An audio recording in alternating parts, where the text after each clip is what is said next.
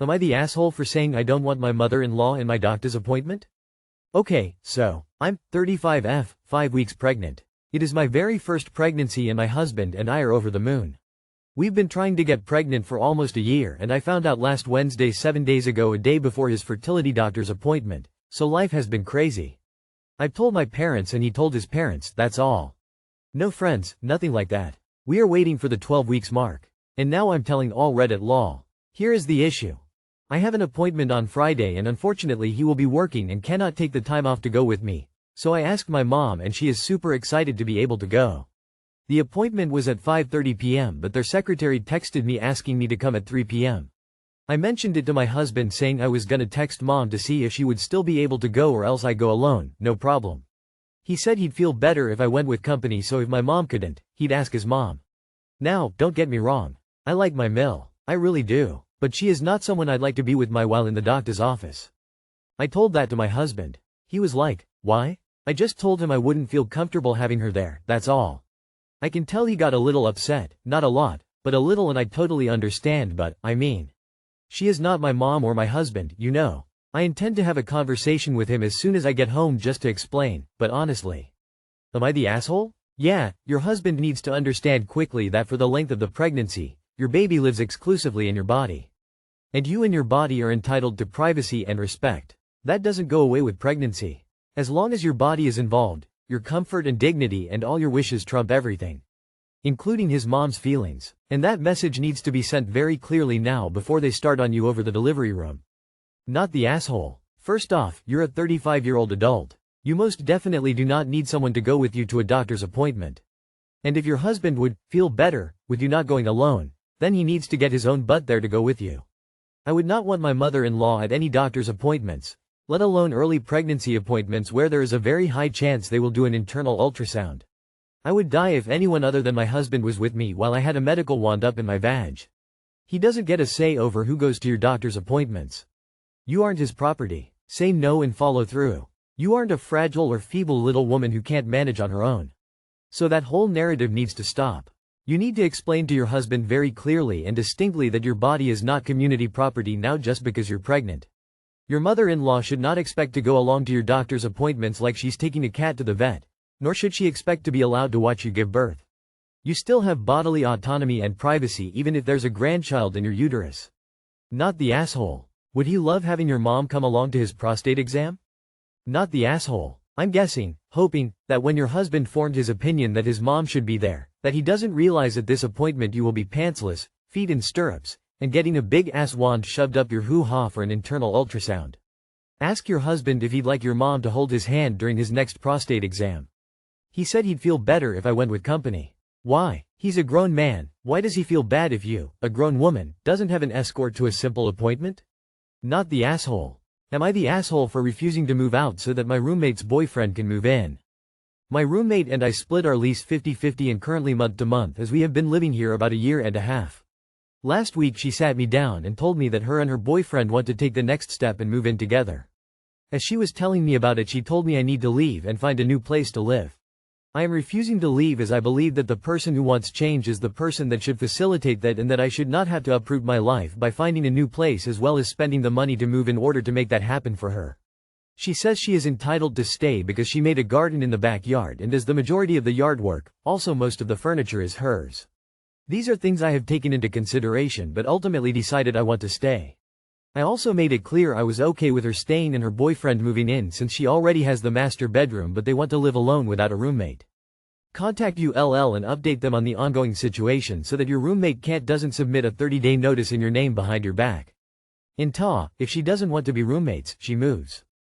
Not the asshole. She's not more important than you. It is not her house to kick you out of, you have the same rights to the space. If she wants you to move badly enough, she could offer to help financially and practically to make it happen, assuming you were okay with that, and also give you your half of the security despite back. Otherwise she can move herself. Not the asshole, but please speak to your landlord and see if you can get a longer-term lease and make it clear to him that you won't be moving on. I wouldn't put it past her to tell him you're leaving to end your lease behind your back. Not the asshole. Your roommate is being pushy. She thought she could bully you into moving, and like you said, why should you spend the money and have the inconvenience of finding a new place? Yard work and furniture have no bearing on the lease. If she wants to live with her BF, they can find somewhere else. This place is already occupied, waving hand, light skin tone. Let her know she can pay for your moving costs, as her romance is costing you money and legally you don't have to go anywhere, but you can sure make life uncomfortable for her. Am I the asshole if I refuse to return a piece of furniture a family member gave me?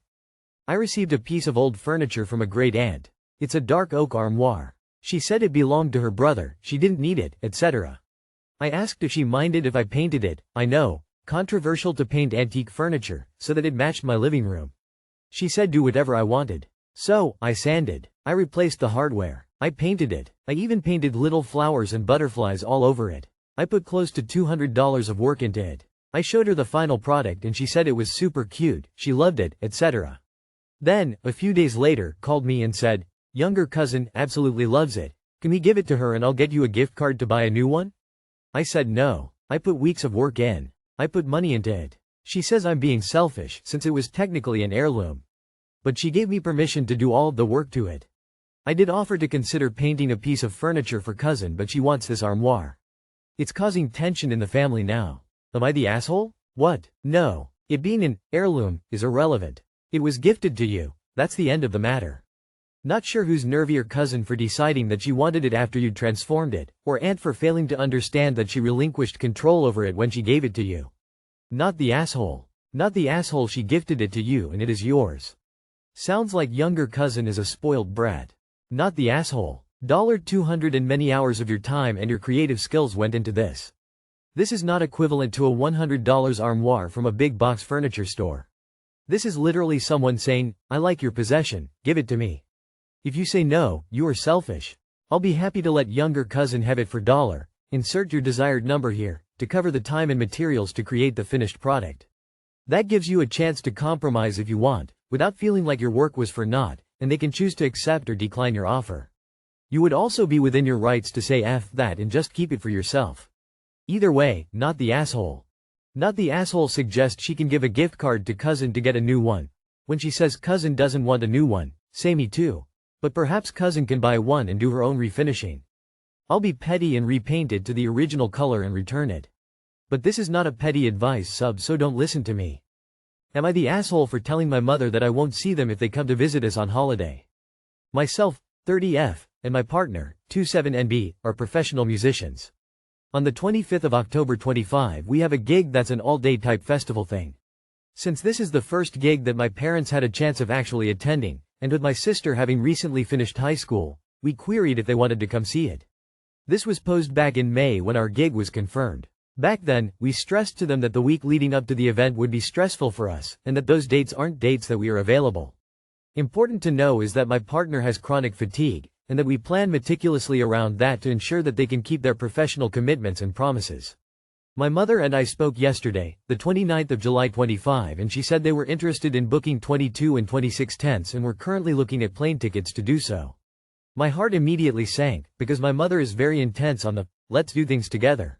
When she is visiting, I reminded her of the previous conversation, the chronic fatigue, and that we would be busy with rehearsals and final preparations, checks on those days, such as packing vans, ensuring all instruments and tech are perfectly set up, and organizing our merch for the gig.